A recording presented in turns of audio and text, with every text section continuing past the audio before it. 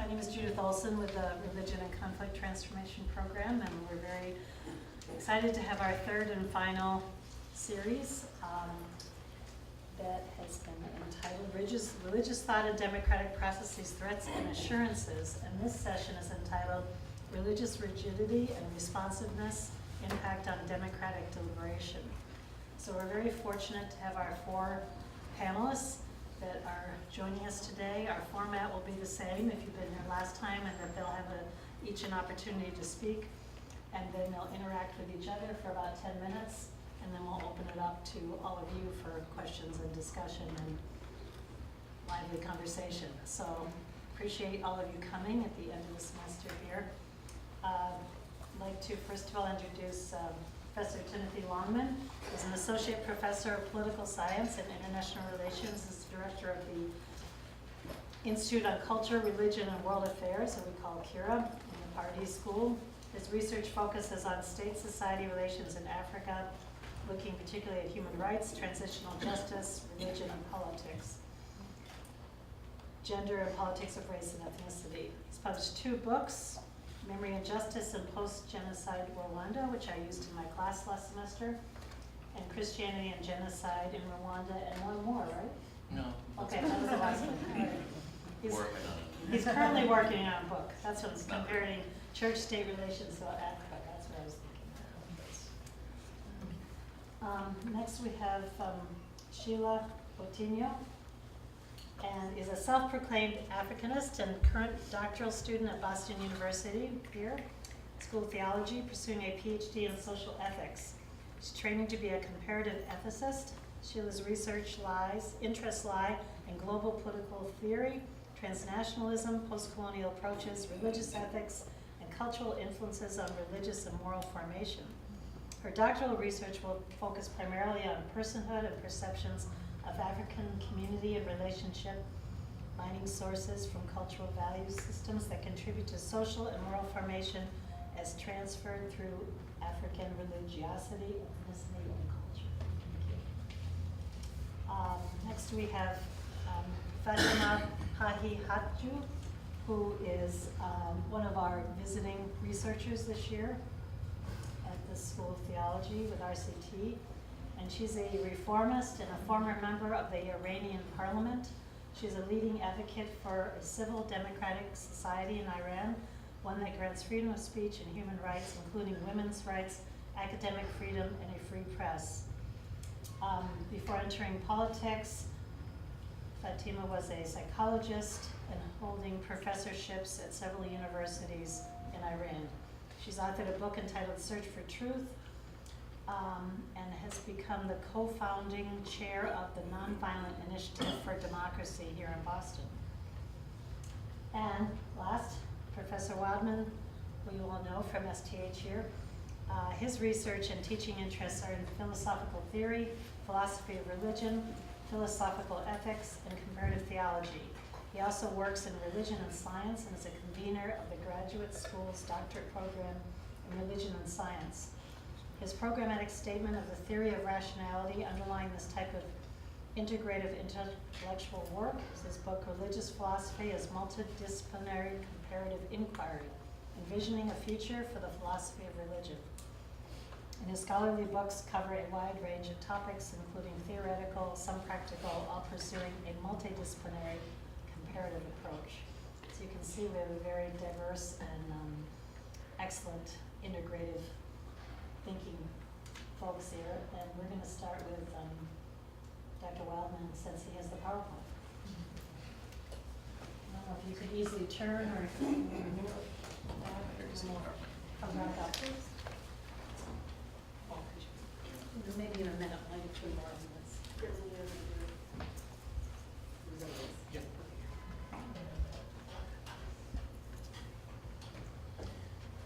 Greetings. Now for something completely different. This could be a little bit strange compared to the other things you'll hear today, so it's good that we're going first. This is the theme. I'm trying to make a case regarding understanding-based empathy as a strategy for mitigating ideological conflict. So I'm going to explain what that means. First of all, it's important to understand what we mean by ideology. And I've got an inclusive definition of ideology, following a bunch of people who prefer to do it this way. A system of morally laden ideas and ideals constituting a socio-political outlook or a program of change. That includes a bunch of narrower definitions that are very important, and it's quite diverse. It can cover everything from an individual's way of seeing to the imaginaries of entire civilizations, as well as everything in between. Religious ideology is an ideology that leverages religious beliefs, practices, and communities for articulating and advancing its programmatic aims. So that's where we're starting from, and I'm going to try and tell you an evolutionary backstory to ideology. There's two components to this: biological evolution, which is the process whereby our bodies and minds get stabilized more or less permanently, given the range of the time range that we're talking about, and cultural evolution, which takes what biology gives you and constrains it and leverages it in order to serve social ends. Note, critical, this is a biocultural approach, which courteously refuses reductionism either to biology and neurology on the one hand, or to cultural studies, critical theory on the other hand. All right, here's the central claim. Understanding the evolutionary backstory of political and religious ideology generates empathy for opponents, thereby mitigating conflict. It's a very specific kind of empathy. Importantly, it's not heart-to-heart empathy, which is just plain exhausting. Just try having an intimate relationship for more than 5 minutes and you know what I mean. It's complicated. It's not that. It's not likely to produce ideological change or agreement. It's not producible through an effort of the will or through good-heartedness. It's not enough. You actually need real information. But it helps people sense ground for a common purpose without having to agree, and it works with ideological enemies as well as allies. What I hope to do is to explain that in enough detail so that you can grasp where I'm coming from. So here's the test. Can you explain your ideological opponent to them deeply, accurately, sympathetically, so that even though you disagree with them, they're able to say to you, I understand that you're making a big effort here. I recognize what you're saying about me as accurate. I really appreciate it. Thank you. I know you disagree with me. I know we're probably going to disagree all the way till our graves, but at least we've got something in common. We made the effort to understand each other. Now, the biological part of this backstory is that political and religious ideology is partially heritable. We know that from twin studies. Political and religious ideology has powerful roots in the brain. I'll show you what some of that is in a sec. Ideological preferences depend on temperament, personality, age, and people can be liberal and conservative in different ways. This is not a monochromatic or monodimensional construct. So conservative brains, there's a brain, sort of, inside sort of a person. One part of the brain, the insula, is particularly important for producing disgust reactions, and the message that conservatives want to promote is that you should trust those reactions. If you have a disgust feeling, you should trust it. And similarly, if you have a fear reaction, you should trust that. You shouldn't push back against it and say, oh, it's nothing. If someone comes near and they make you really feel worried, you should say that's a real signal, it's telling you something. Often because they believe the brain is God-given as a signalizer to give you information that you need. And conservative brains are vigorously defending values most of the time. They're very good at that. So this is what I would call the rigidity side of today's topic. Liberal brains, on the other hand, have an openness to experience. They're very interested in novelty seeking. Very strong correlation with the openness characteristic in personality. And they're also quite likely to step outside the box, to think differently, to do something different. And this definition from Karl Popper I think is quite useful. A liberal is simply a person who values individual freedom and who is alive to the dangers inherent in all forms of power and authority. Pretty good definition. Now, everyone's brains, liberal or conservative, have some characteristics. We're all into groupishness, which produces tribalism. We've got tendencies to cognitive error, which means that sloppy generalizations of our enemies work really, really well. We glom onto them, which leads to tribalism. And we're afraid of death and vulnerability, so we're suspicious of the unknown, and that leads to tribalism. So now that's the biological backstory. Here's the cultural backstory. Groups have to solve an optimization problem. They need to preserve achieved value, and they need to adapt to new situations. And the solution is to distribute characteristics across a population so that you wind up with a nice balance between your conservative brains and your liberal brains. So long as they won't fight with each other too much, you're going to be able to solve a lot of problems. It's a good coordination strategy. You also have to solve a competition problem because you have to outcompete other groups for reproductive, caloric, and cultural resources. And the solution there is strong social glue, powerful culturally born ideologies. It's good to demonize outsiders, and you can rationalize competition and violence. You also have to solve a corporate identity problem. You minimize free riders. And you don't want too many of these people who are just going to hold back and not commit until someone else commits first, right? You don't want those people, so you reward those who personally identify with the big corporate ideology, and you punish those who are not one-sided enough. That's the way groups tend to do this, and it turns out that to manage those problems, ideology is your key asset. You've got religious ideologies, nationalist ideologies, racial ideologies, revolutionary ideologies. All of these things all of these things help to furnish, I should say, a solution to those problems that groups have to solve. But to be effective, ideologies need to leverage the peculiarities of brains. So you have to exploit those tendencies to cognitive error. You have to exploit the tendency to individual group identity fusion, whereby the person so identifies with the nation or with this particular group that some harm done to the group feels like a personal attack. That's very, very useful. You have to exploit the fear of humiliation and social isolation that you would suffer if you didn't commit, put yourself forward and really act energetically. In short, you have to exploit the tendency to tribalism. So, in this process of cultural evolution, there are large-scale strategies that emerge. Groups compete continually with occasional violence. That's the default setting for human beings. Violence is pretty rare, but it does occur. But they sometimes compete violently, intensively, when there's chaotic disruption of larger systems. Or they compete calmly due to an enforced peace, because if you do something violent, someone larger and stronger than you squashes you, such as the Roman Empire's way of holding everyone together. And you can also compete calmly due to consensus, such as in democratic nations. That's an evolved solution to these problems, which has become very powerful. Democracy evolved about 2,500 years ago. It's had a very mixed record. It's come and gone in its strength. Its strategy is to support a diverse range of subgroup ideologies, to balance access to resources, and to moderate the pace of change. So we give everyone a little bit, we have them fight, but we compete according to rules that basically everyone signs on to.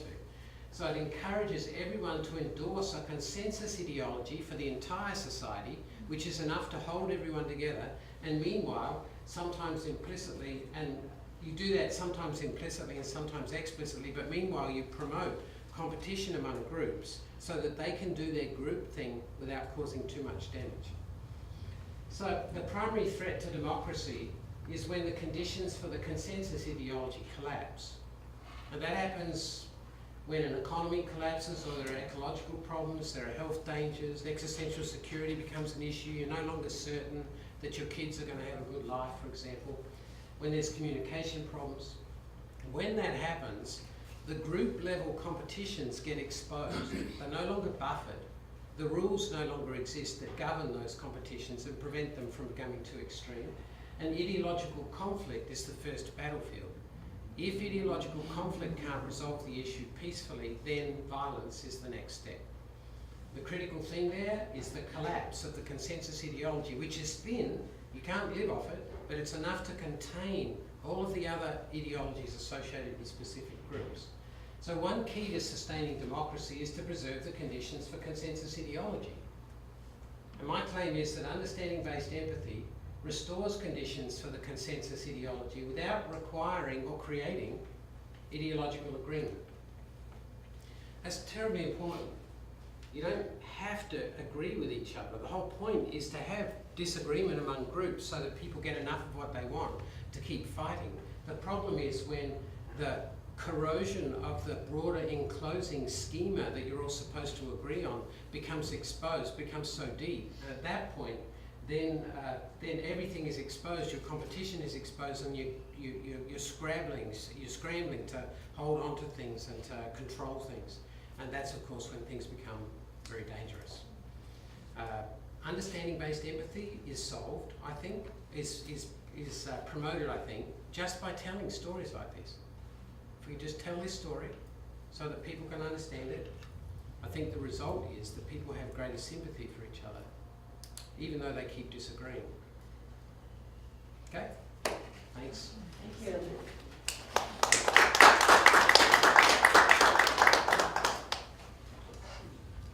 Thank you very much. We're regathering. A great place to start us off. Much appreciated. Yeah, we'll all sit. But I used the word evolution. Do you want to use the podium or from the table? I prefer to. Okay, I'll try and get as much of this out as possible. Thank you, Graylin, for keeping me on task. Whatever I don't finish, we'll just have to. We should. Unless you want it up. Is that useful to keep it up? Yeah, it might be better. You may want to put it up later. So. All right. So I prefer to read, and I titled this "Religion as Imagination: Moral Imaginaries as Rescue for a Failing Nation State."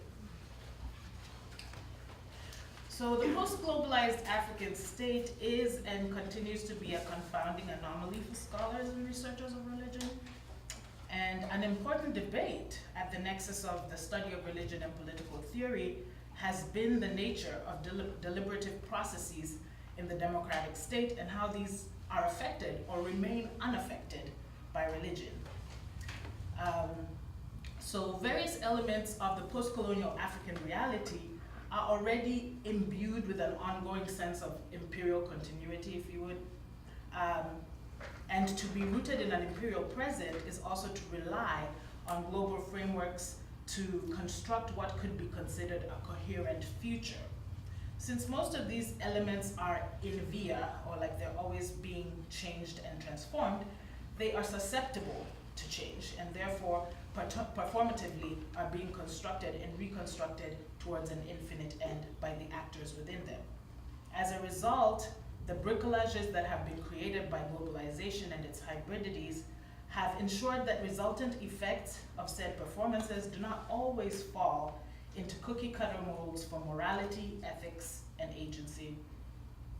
Therefore, a relativist viewpoint would call for the premise that cultural ideas, norms, beliefs, and values are not always directly transferable from one culture to another. Philosopher Kwame Anthony Appiah argues that the extant postcolonial reality for Africans calls for a remembering and a redeployment of traditional and cultural systems, not in an effort to become a different people or perhaps even to arrive at a different place, but more to regroup before forward movement can occur. Hence, the onus for Appiah and for me is on Africans themselves to technically retrieve and reorganize what is already known to them in order to pursue newly positioned goals and expectations when it comes to democracy. So, the activities that amount to civic engagement in most African countries relate more closely to counteractive strategies, which compensate for the shortfalls in effective governance and in non-effective governance and functioning and non-functioning economies. However, such self-preservationist / survivalist modes by which most African nations arrive at some semblance of thriving are not often sustainable. Therefore, in this presentation, I'll explore why I think realizations of African democracy are so problematic, but I'll also seek to demonstrate how the application of moral imagination in religious spaces can intervene in these situations. So most sub-Saharan African states have proven that ingenuity and creativity are not only beneficial to economic, political, and social stability, they're sometimes necessary. what governments have failed to do, it seems like citizens have demonstrated they can always do better. However, making lemonade out of the proverbial lemon is easier said than done. The derived necessity of ingenuity and creativity only further compounds actualizations of democracy, making the democratic process primarily dependent on human capital and not on systems that spur the flourishing of a nation's citizens. Without imagining, thinking, inventing, and creating, production levels and industry are bound to remain stunted, and the already unbearable circumstances are sure to endure. Thus, while the spirit of innovation that propels those who live on the continent forward despite their dystopian realities, the survivalist, thus while it is this spirit of innovation that propels those who live on the continent forward, the survivalist attitude that it engenders is not always to be celebrated. An inherent despair is embedded in it that also stunts democratic ideals.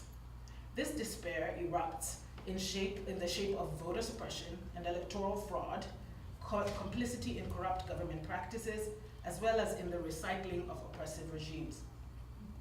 An added impediment to national progress in most African countries is also the pervasive nature of human stratifications, such as economic class issues and other inequalities that have heavily distorted social affiliation and cohesion. Other factors such as political and religious engagement, as well as extraneous factors access to education, health, and social amenities, are equally hindered by high rates of poverty and high debt-to-income ratios. Social ethicist Simeon Elesami laments that unfortunately, while nations like South Africa are rewriting their histories, and while the West is grappling with the tension between modernity and post-modernity, the rest of sub-Saharan Africa has barely left the Hobbesian state of nature, in which life is marked by, and I quote, continual fear and danger of violent death. However, as a key component to most African societies, religion remains central to the moral configurations of African reality and their ways of being. Suffice it to say, it would be difficult to trace Africa's anomalous performances of democracy to just one impasse, but any resultant indifference, of course, in much worse countries is much worse in countries plagued by civil war, political instability, and intergenerational poverty.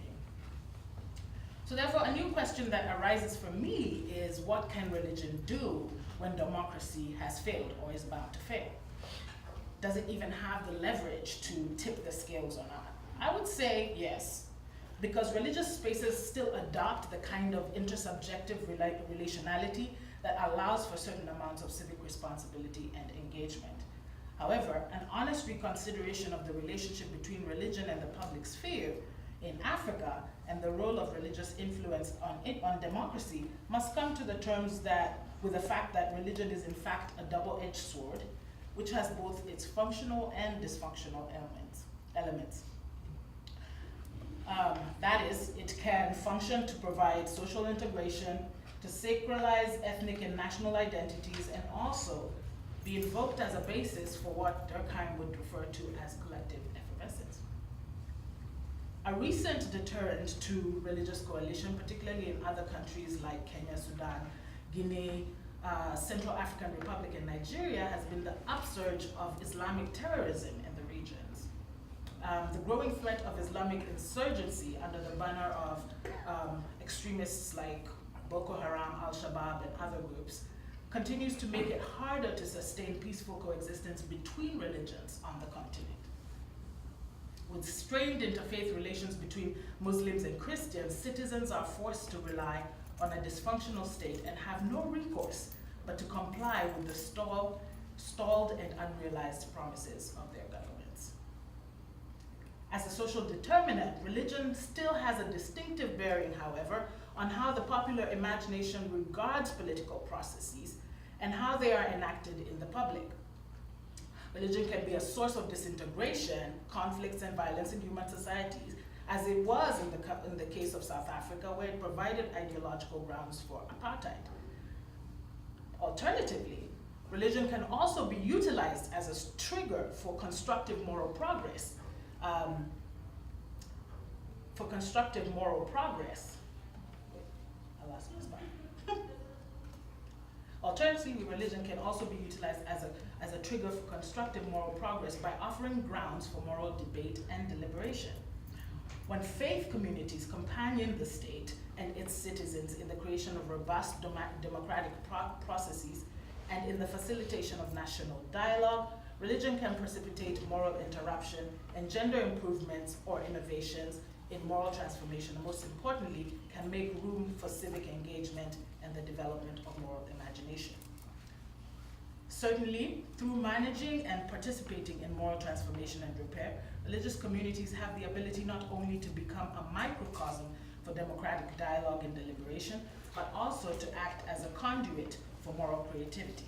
Unlike the state, which stresses the role of citizenship as being one of duty and votive obligation, religious affiliations are self-selected and self-propagating by their adherents, making them institutions in which folks can opt in and out at will.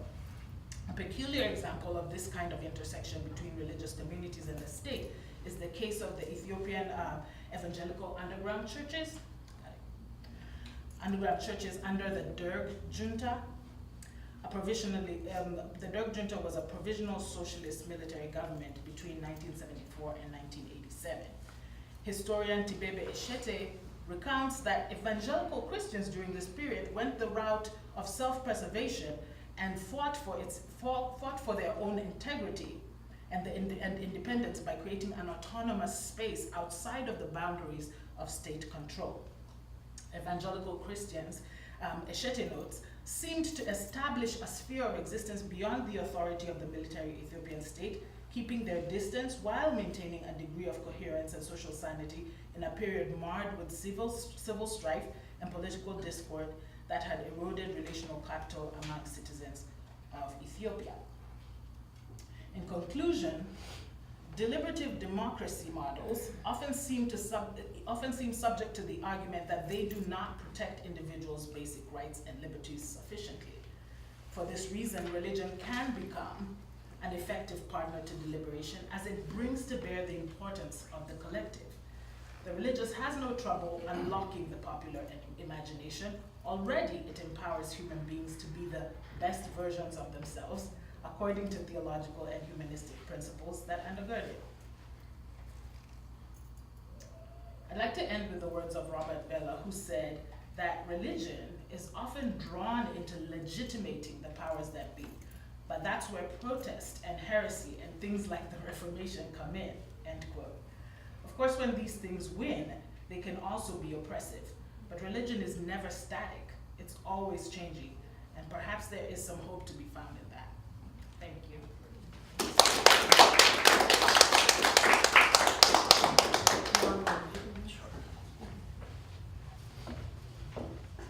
As anyone who's well raised in the United States at least knows, it's impolite to talk about religion and politics in families and community settings, but of course that's our topic for today.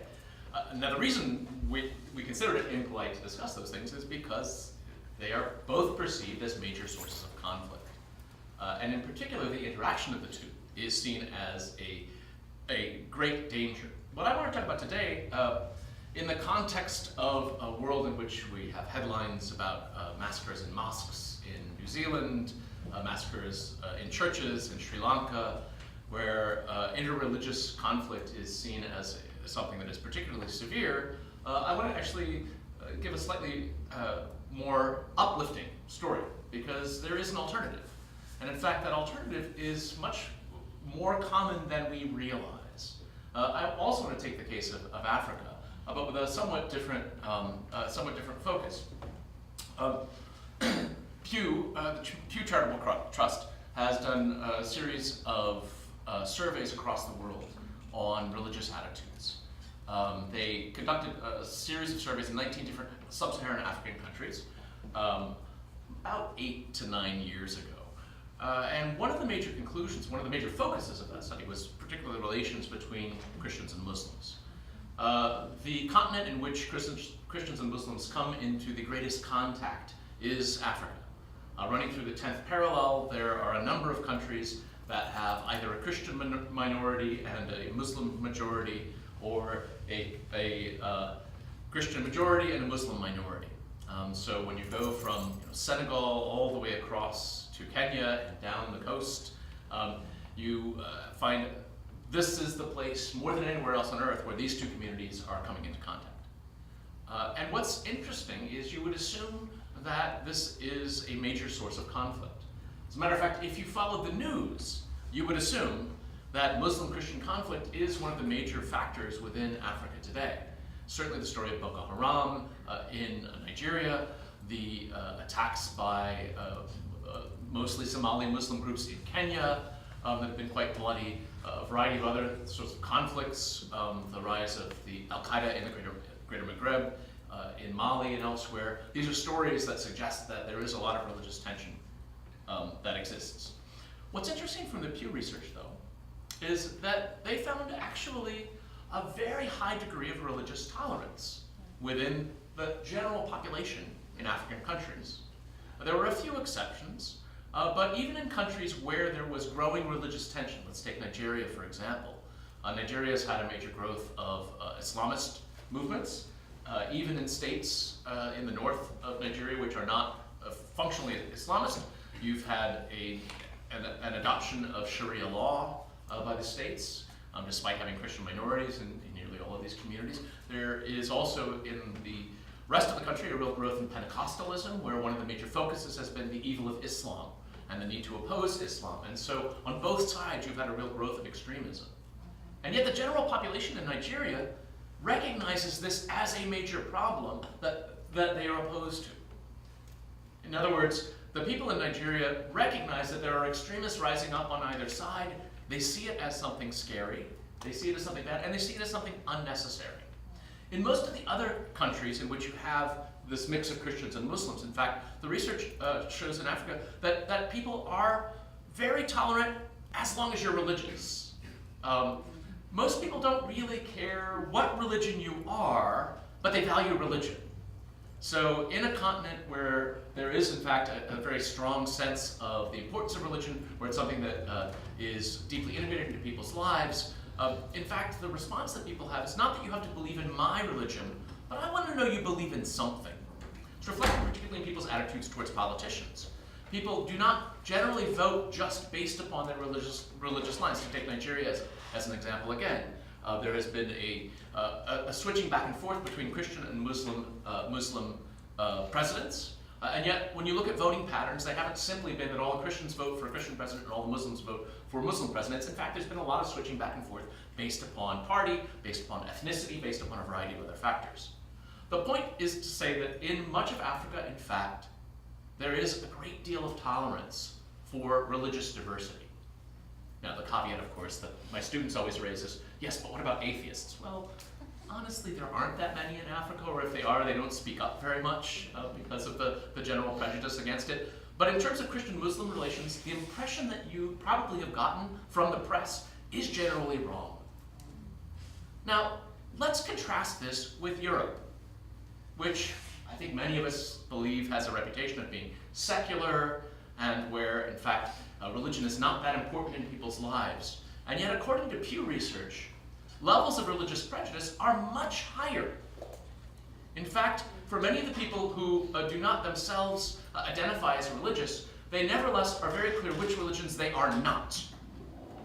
So people have a nominal cultural collection to Christianity, while they view Muslims as a problem and oppose strong Muslim religiosity. The reason I raise this is because this goes exactly against the ideas that are generally presented of these two parts of the world. There is an assumption that backwards people in Africa are prejudiced and don't know how to get along. This was frankly a justification for colonialism over 100 years ago. It's a justification for our attitudes towards Africa today. And yet, we find that, in fact, the attitudes that many Africans have are much more tolerant of diversity and religious diversity than they are, in fact, in Europe, where people judge others based upon their religion much more extensively, despite the level of economic development, despite the level of democratic engagement, despite the history there. Now, the reason I raise this is because I've actually done quite a bit of consulting for the State Department. The official position that the US government takes is that we support democracy. But our level of enthusiasm for democracy in many places is quite constrained. And the hidden reason for that is that we tend to think that a lot of peoples around the world just aren't mature enough to vote democratically. When we look at, say, a recent election that happened in Congo, in which the results were completely fabricated, where the president stepped out of power because of pressures, but where he handpicked someone who was probably the third candidate in terms of actual numbers of votes and said that this is the person who won, and they just made up the numbers.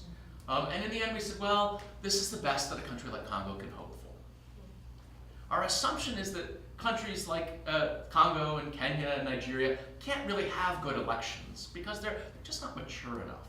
And so we tend to make political calculations. We tend to say, well, we're really worried about religiously based conflict, so we're simply going to accept these results that are inadequate because it's somebody in office that we kind of like. We trust them.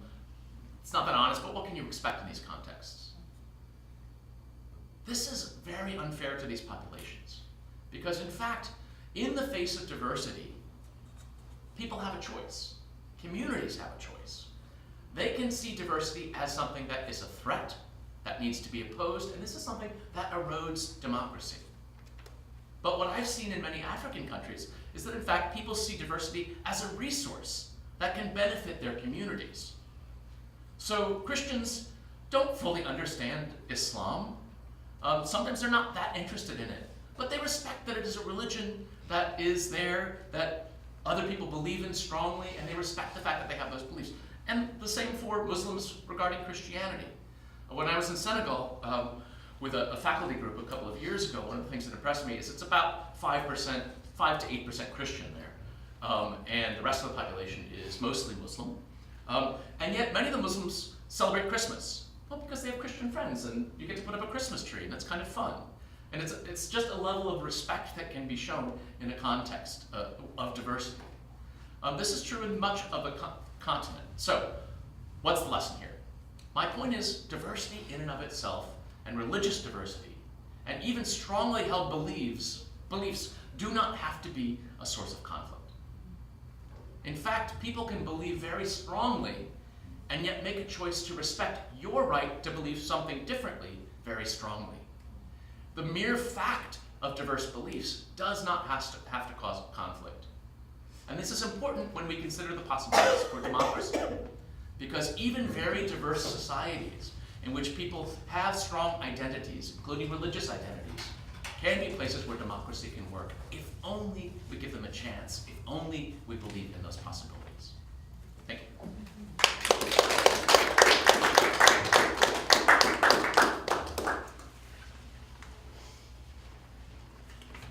Thank you very much. I enjoyed.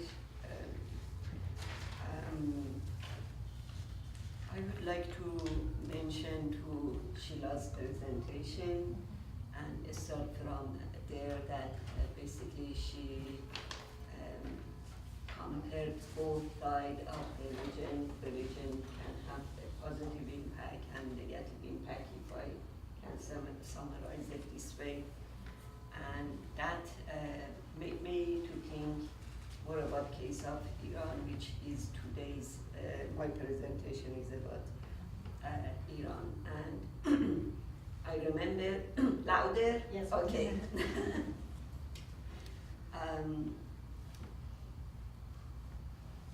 Islamic Revolution happened in 1979 in Iran, and but idealization of what Islam can bring for you. And one of the main messages was justice, social justice, and equality. Thank you. Thank you very much. We heard enough example of how the Prophet Muhammad ruled, how other leaders ruled, and how they brought social justice. So those messages were so attractive, and revolution, basically clerics could mobilize people under name of Islam. And we have had Islamic Revolution. The consensus, basically the referendum about the type of the regime, 99% of the population voted yes to Islamic Republic. So it was based on will of the people. I should say that 97% of Iranians are Muslim, and majority of that are Shia Muslim. So it's basically once religion can mobilize, I could say that part as a positive side of religion, how religion can mobilize movements or even cause revolution. Iran's first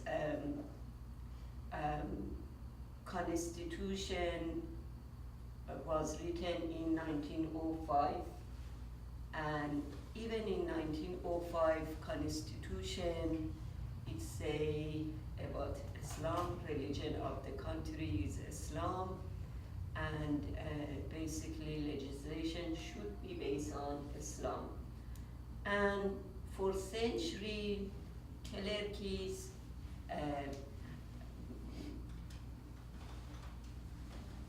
have had very strong institutions. So religion institutions have been institutionalized in society. That is why they can mobilize it. 1979, we rewrote the constitution. If the previous constitution just in general stated that laws should be based on the Islamic tenet, or in another language, Sharia law that you've heard, this time the constitution, like the revolutionaries, made sure there is an institution to be able to protect that, Sharia law. So in addition to the parliament, we created a 12-member council called Guardian Council. These 12 members, 6 of them are clergies who are appointed by the supreme leader, and 6 of them are lawyers nominated by the head of the judiciary with vote of confidence of the parliament. This become 12 members. And this 12-member this institution has a great power. First of all, they have to make sure that any bill passed by the parliament is not in contrary to Islamic tenet and the constitution itself. And second, interpretation of the constitution is hand of them.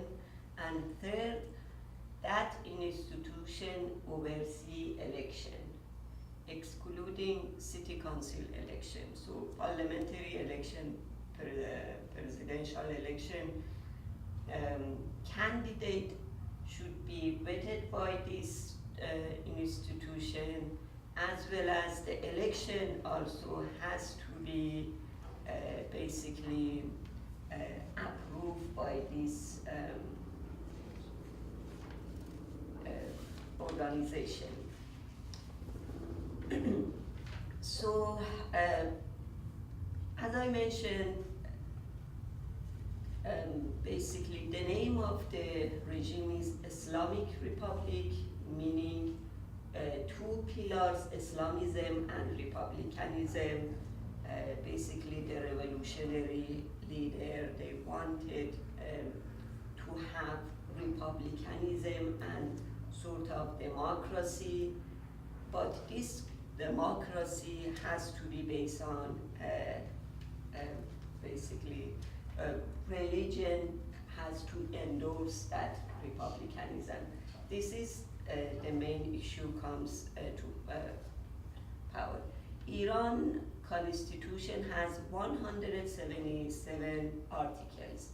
66 articles out of 177 articles explain about republicanism side, like people's right, democracy, condemn torture, freedom of expression, whatever good things that you can imagine, you can see in these 77 articles.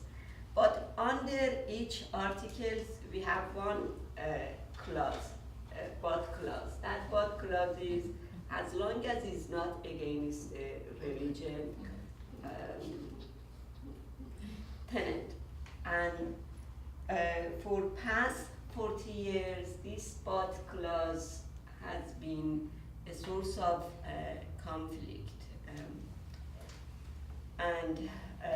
Reflecting my own experience as a member of parliament, that we have been trying to address people's needs, people's issue, especially in terms of women. We wanted to amend laws.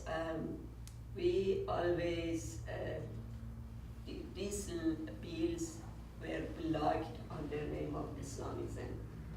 And I could say there was two main, always I would interpret it as a two main understanding of, because religion can be interpreted, right? Christianity, look at like century ago something happened, today we can interpret it. We have some debate on any religion in terms of women's right, right? Still women's are not fully women's right, haven't been protected under name of religion. If we want to interpret it literally, doesn't matter it's Islam, Christianity, Judaism, or any other religion. It's maybe experience play role. Once you mention to experience in Africa, because people have experience of seeing Christian and Muslim in community, the tolerance rate maybe it's higher than in Europe, that majority of Christian, just a few number of them are Muslim. And given this propaganda, of course, helps that people may think otherwise. So some of this interpretation that these laws were blocked, I would say honest understanding of what is Islam for those 6 killers sitting in the Guardian Council, because that is what they understand literally. This is Islam, so we cannot approve that. But on the other hand, once the state become Islamic state or religious state, here is my point is not Islam. My point in general is a state ruling based on religion in general. Politics come to play here, which the Guardian Council, combination of the Guardian Council in my country have been in hand of one political group. Imagine Republican versus Democrat. What will happen if one become there? So some of these laws, bills have been blocked by my understanding as a religion, as a political tools, not as a religion, because there can be different interpretation, liberal interpretation, to have different ideas. Sorry, my time is up. I will stop here.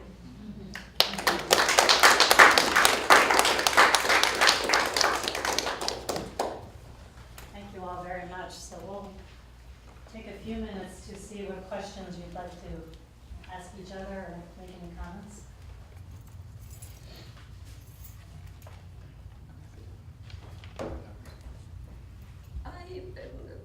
my talk, I mentioned to your talk basically, maybe, as I mentioned, is it once you compare Africa to Europe, do you think experience plays role? Because in Africa, these two communities are more engaged together in everyday life, and that experience changes understanding of people, and that is why we have more tolerance in Europe, less. Is it, or other factors plays role? Kind of what, out of education we call the contact hypothesis, right? The more that you're exposed to something else, the more tolerant you are. And that's still heavily debated, even in our own context of efforts of integration. It's not quite that simple in the African context, nor in the European context, I think. But depending on the country, in some places Christians and Muslims live in close proximity, in integrated communities. In many other countries, they don't really. Northern Nigeria is largely Muslim. Southeastern Nigeria is largely Christian.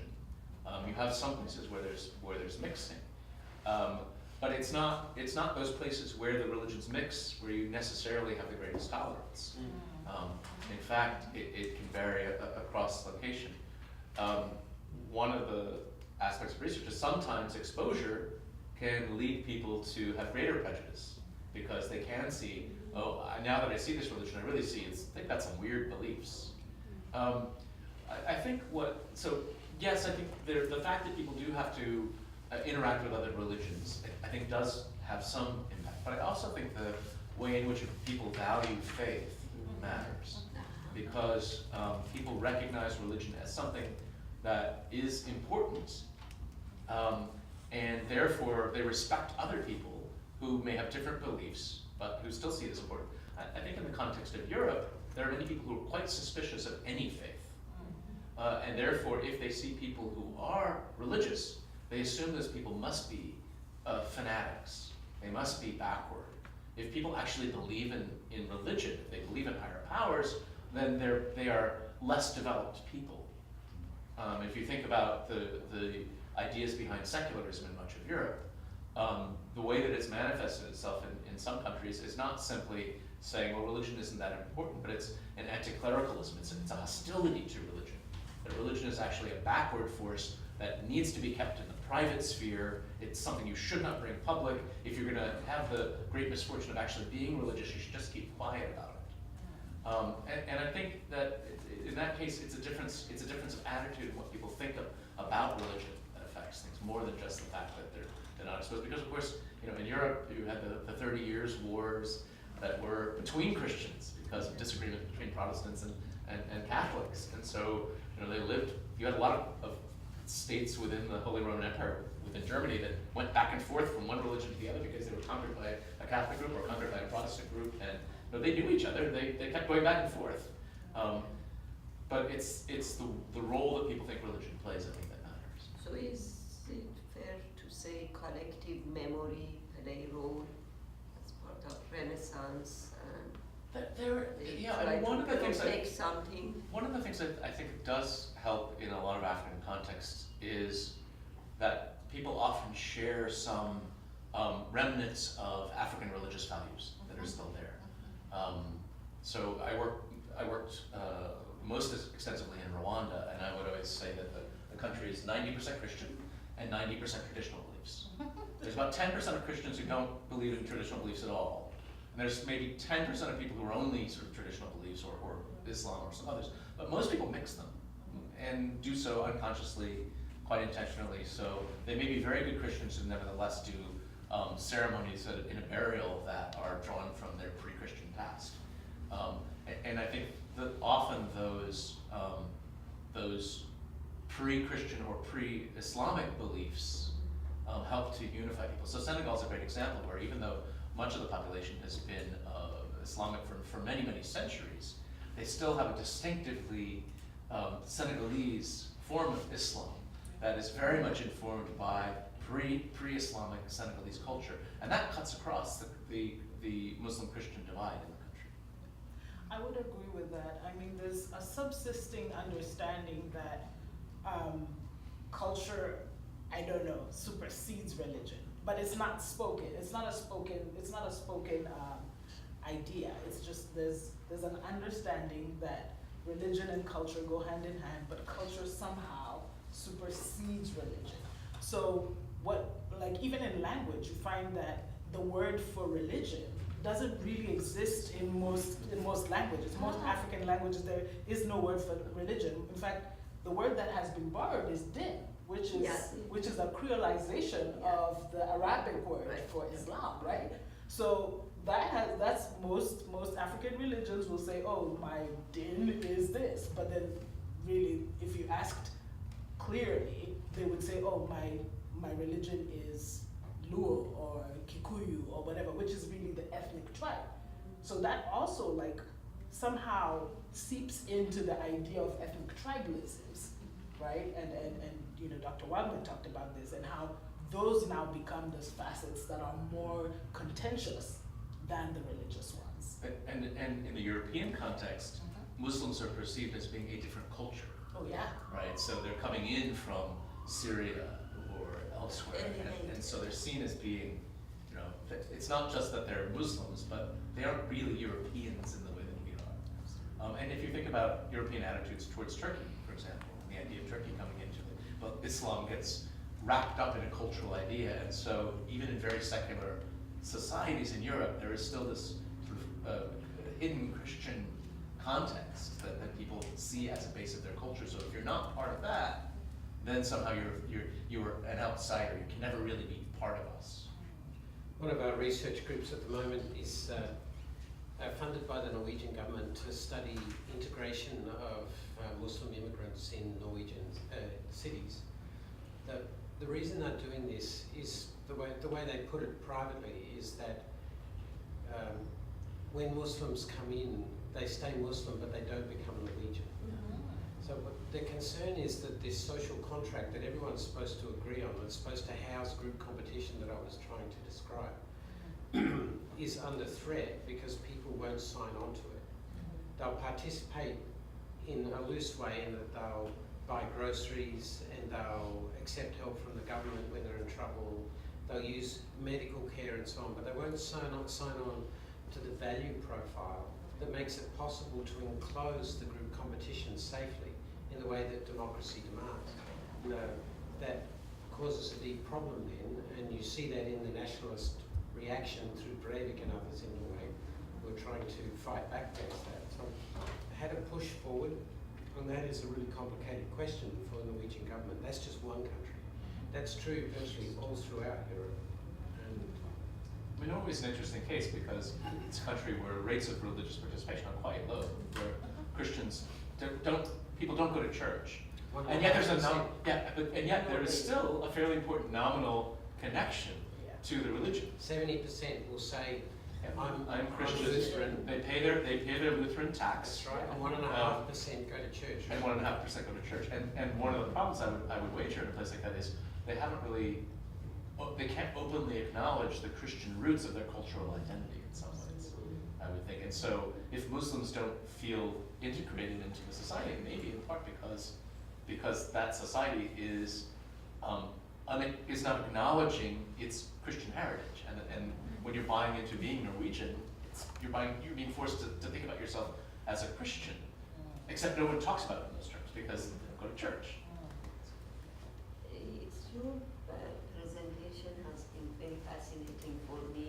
It was like for the first time I was exposed to chemical side of religion, if I should say. So I've read some books about brain chemical, especially once we see female brain versus male brain. But here, my question is once you divide it to several groups like conservative, liberal, and you mentioned something in brain that one part is larger or smaller, which one has again, please say the story of chicken, which one plays the other side? This chemical contribute to somebody become conservative or liberal, or the other side out? No, it's both. The characteristics of typical liberals and typical conservatives, not the economic aspects, but the other aspects, which are pretty cross-cultural in their applicability, those things are heritable. And the way they are inherited is through brain structures and functions, which are distinctive, you can measure them, and also through temperament, which is another aspect of brain, so personality. Someone who is very open to new experiences, who gets a charge out of trying something new, that person is probably going to leave their small town and go to a big city where they can have lots of exciting experiences, and they're probably going to vote, in America, they'll vote Democrat. But someone who wants to stay in that small town, who wants to preserve the traditions that have been so important to them, whose identity is wrapped up in those traditions, they understand themselves as conserving achieved value, and it's so easy to lose that. They're very sensitive to the possibility that it could be destroyed thoughtlessly by these crazy liberals who don't understand how to protect anything that's important, and they're most likely going to vote Republican and prefer the small town type of cultures. So what the chemical of the brain does? Yes, there's brain mediation for all of those things, for the behavioural aspects, for the personality aspects, and for the emotions, the profile of emotions that cause people to be either very anxious or exploratory in their approach to the world. How do you separate in study the biological from the environmental? Because, you know, if you're raised by a liberal family, then you're more likely to become a liberal. Is that because they're passing down something biological, or because of the way that you're raised, or is it some combination? The great, if you happen to be an identical twin, you can make a ton of money in this country. Identical twins who don't get separated at birth and identical twins who do get separated at birth become the perfect test case for nature versus nurture. So this is how people get estimates of the heritability of every trait under the sun. These people are filling out thousands of research studies, constantly being paid for it, to actually make a living. So that's how we know the difference between the components that are related to nature and the components that are related to nurture. Everyone's got certain types of leanings, I suppose. You can have tendencies in a certain direction, but they don't determine what you do. They predispose you in a certain direction, and then a cultural environment can train you. You can develop virtues that are prized in that environment, or develop virtues that might be quite opposed to that environment, depending on the subgroups you belong to. So there's a lot of cultural flexibility working with those fundamental biological components.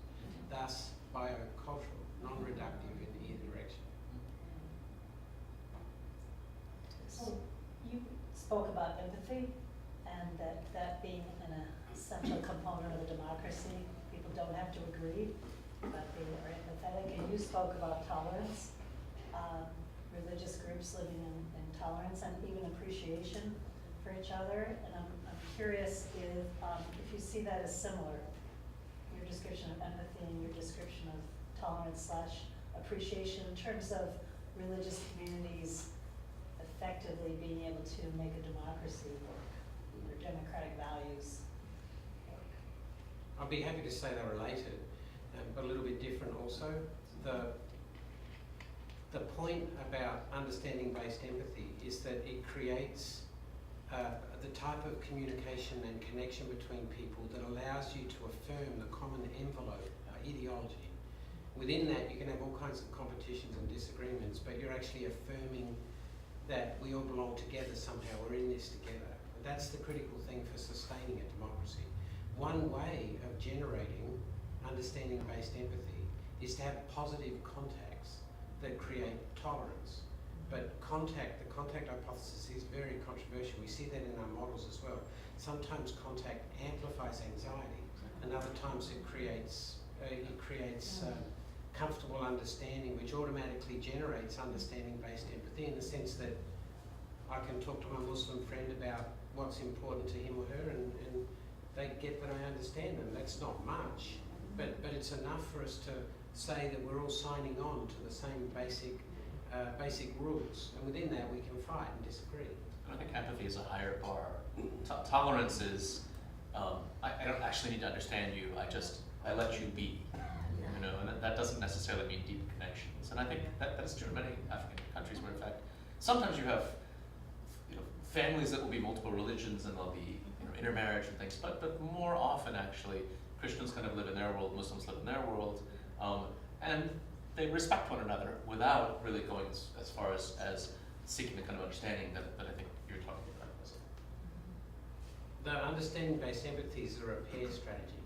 If the fabric of the large-scale ideology that everyone's supposed to sign on to is starting to fray, then exerting energy just enough to be able to understand the other person so that they can feel recognised, that is capable of restoring the fabric. And that's the point of it. If you don't need to do that, then most likely people will just be happy tolerating one another. Would you like to open it up and questions, comments from all of you? Tell us how we're wrong. I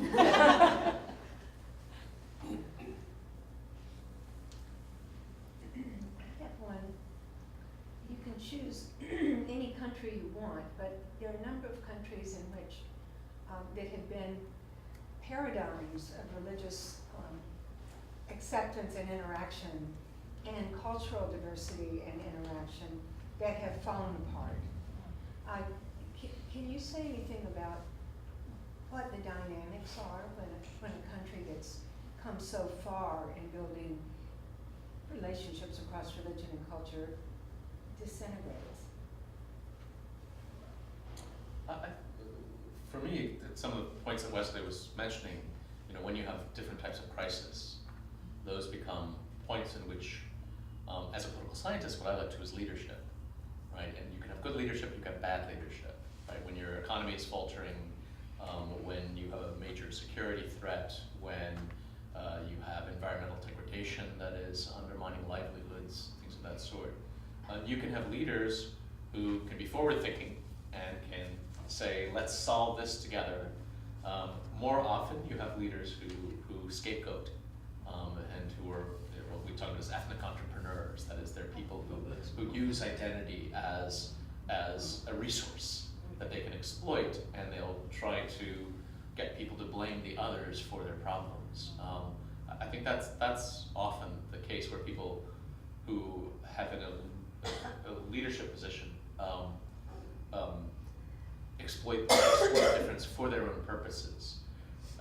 Now, the critique of that approach, that's what I tend to believe in. Within political science, we talk about this instrumentalism, as a form where leaders, it focuses very much on the dynamics of the elite and their role.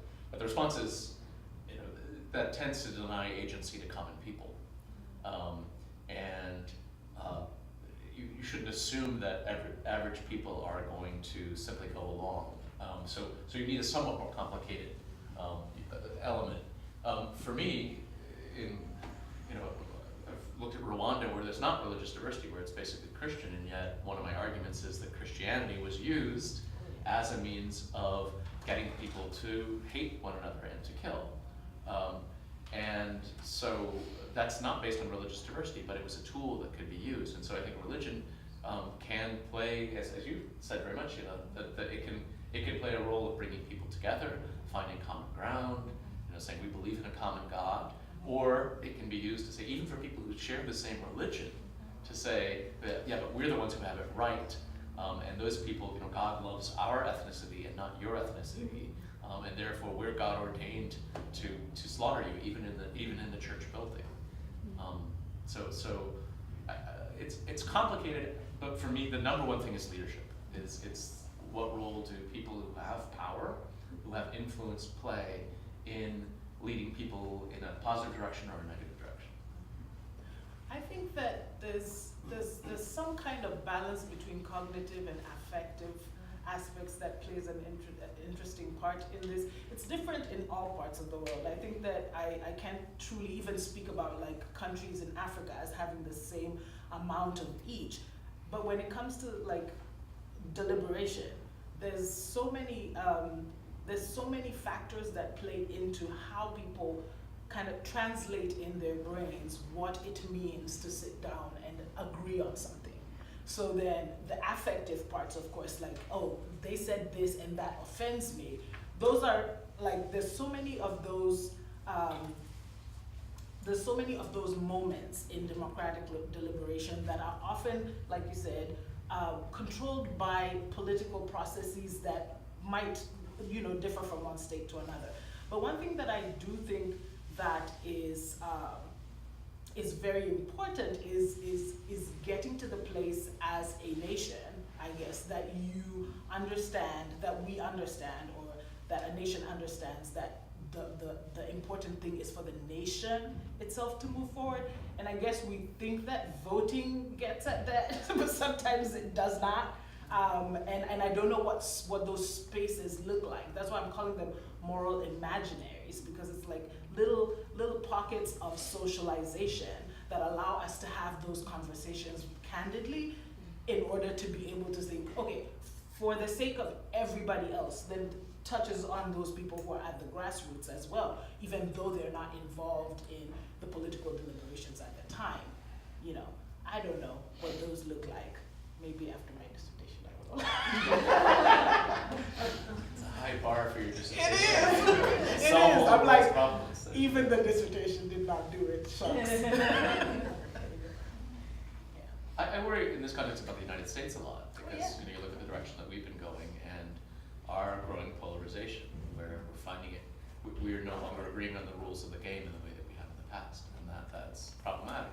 One of the major concerns is the relationship that religion has increasingly to political identities, so that increasingly those who identify as progressive are irreligious or actively against religion. And those who are the most active in religion are most likely to be more conservative. As a matter of fact, for people who do these kinds of studies in the United States, identifying how often someone goes to church or goes to a religious group, but church mostly, is one of the best predictors for how people vote. Better than almost anything else other than race. And so that's a troubling trend. If we think about sort of what's happened in Europe, if you have a whole group that views religion as something that is bad and problematic, and a whole group that sees, if you don't have religion, then you're not part of our country. It's a problem. I don't want to dominate, but 20 years ago, that was not the case, according to something I've recently read. It's changed, yes, it's changed very quickly. And also, religious participation has collapsed.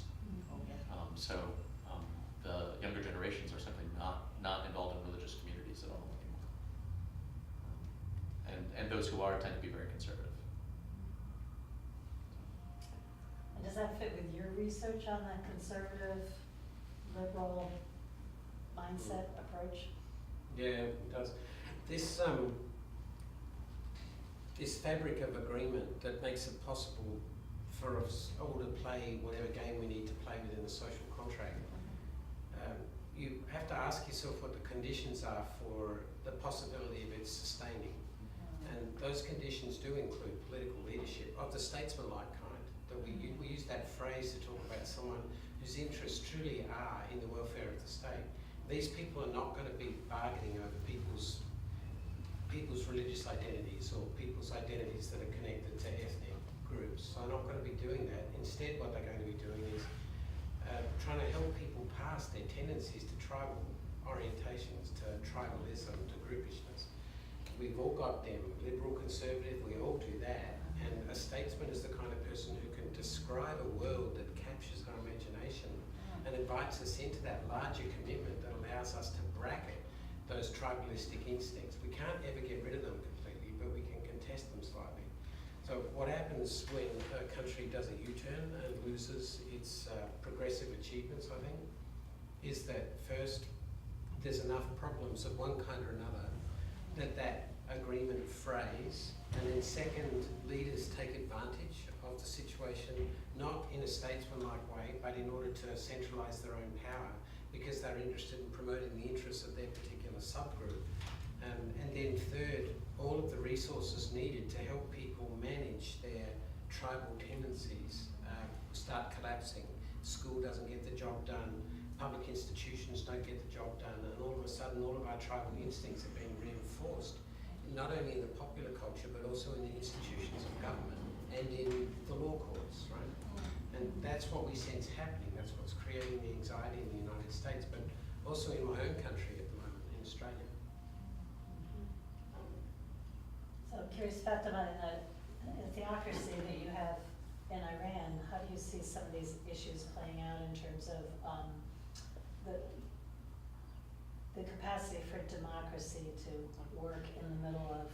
Where you do have competitive elections, Yeah. Yes. you have multiple parties, Yes. so Yeah. it's Yeah. some level of democracy. Right, there are definitely, it's, we could say, hybrid regime. So we have some element of democracy, and also especially young people. It's like the new generation absolutely think differently than the old generation, and also within the clergies, we have two different school of thought. Those who are more liberal, they try to find solution to embrace the current modern society, and then those who think literally, as I said, or they have some resistance. And so I've been seeing this resistance to modernity, to some part of this clerics, even in recent history we could see it often, but as I said, on the other hand, there are so many clergies that basically they see human rights, democracy as being compatible with Islam, and they try to bring new interpretation of what should be, what should we see Islam, because some sees Islam more of as a spirituality, helping people, bringing social justice, those global messages that a religion can bring, good side of religion, right? We could see different things. In long term, I am so hopeful, but in short term, it's so challenging, especially that, like, United States government's enmity toward Iran also does play as one important factor, that especially sanction helps to shrink civil society, those who can elaborate on this type of topics, whatever. Always, as here we have enemy as a war on terrorism, over there also enemy helps, right? Any new idea might be plugged down as a influence of enemy. So playing with card of enemy, I think works everywhere in another, unfortunately. It's politics. Other questions?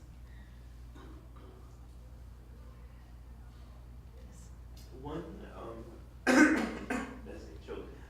One question I've wondered about is the role of sort of this narrative that in the last 10 years or something, people talk about like the China model, or not as much Russia, but like the narrative that the cohesive fabric of like liberal democracy, maybe that's just a passing thing.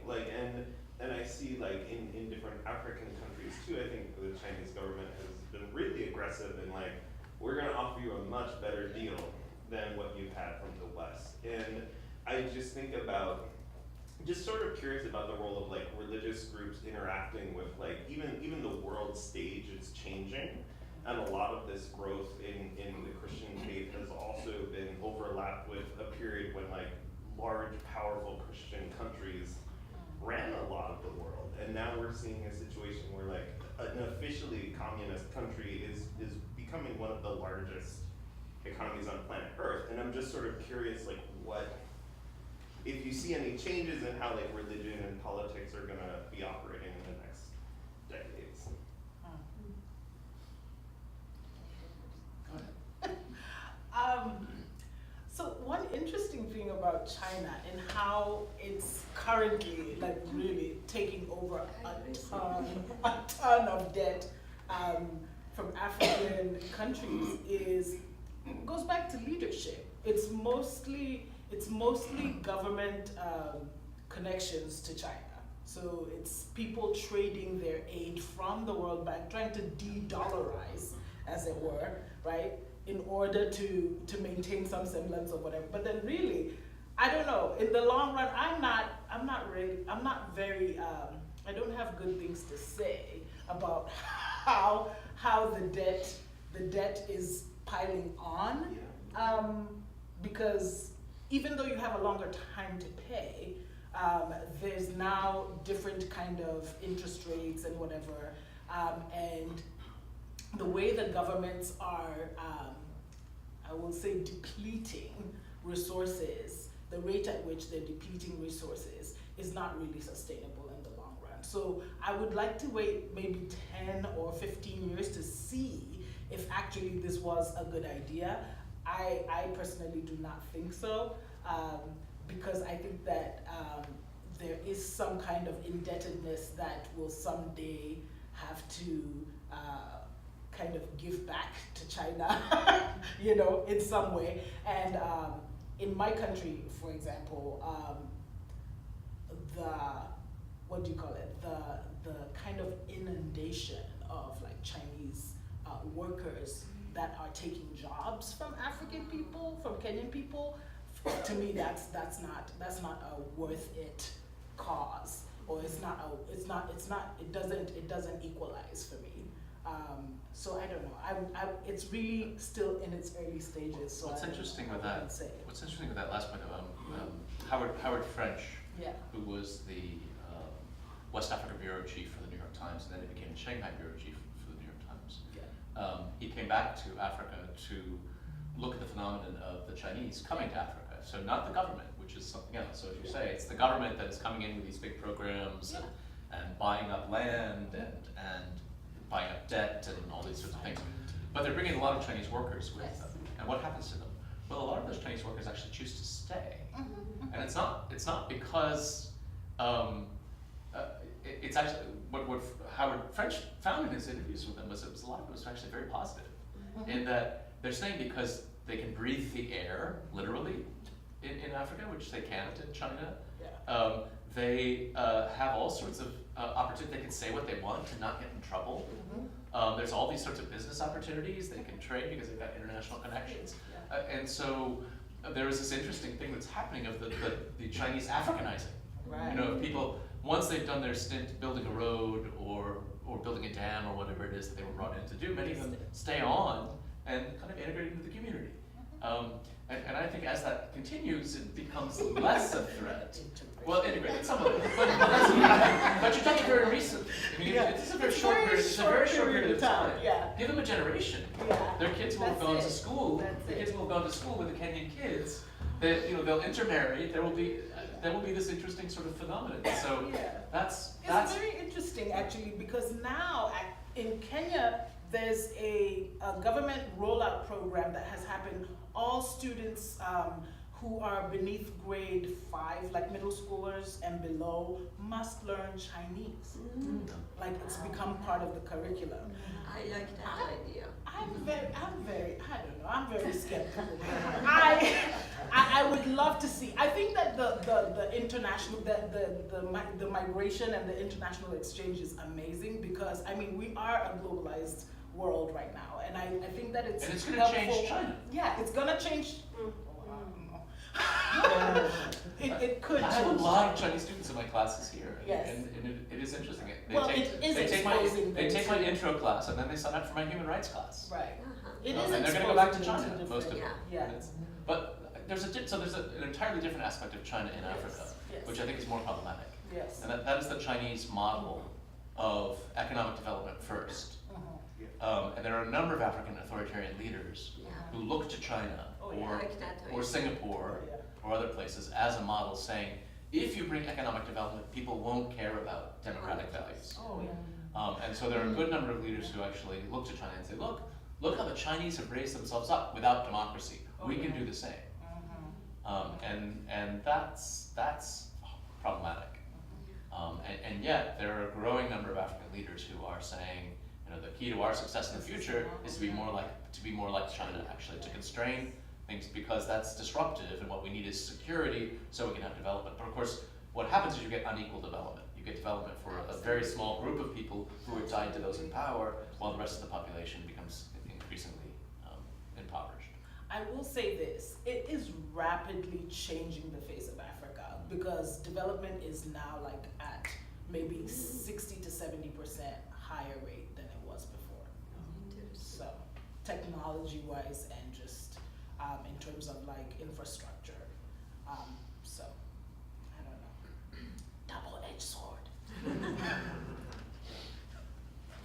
As always, and it raises questions, I think, for this whole, you talked about democratic deliberation, and is that always a goal, and what are some of the hybrids, what are some of the alternatives?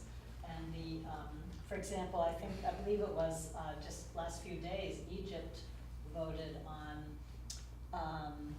retaining their leader, who's essentially a military leader until 2030. 2040. Was it 40? It's a short term. A huge decision away from the Arab Spring, away from a democratic process, to a more secure, stable, perhaps in their opinion, military-based quasi-dictatorship. And the U.S. has tended to support that, because Yes. when we allow them to have democracy there, they chose the Islamists. Yeah. And so that shows, that you give them the vote, and these radical Muslims are going to do these crazy things. What they want. So, As well as the complication of sanctions, and our sanctions now that we've laid not only on Iran, but on anyone who will purchase Iran's oil. So the whole world of sanctions, we have the president of North Korea in Russia this week advocating for sanctions to be lifted so their workers can stay in Russia, the Korean workers. So this whole migration of workers, immigration, and the challenge of what are our communities of faith, how are we going to maintain some of the balance that you talked about? How are our ideologies, our religious and cultural ideologies, going to maintain the balances and values that are important in very diverse societies? Are we out of time? Yeah, we are. So I want to thank our panel very much for your contributions, thoughtful deliberation.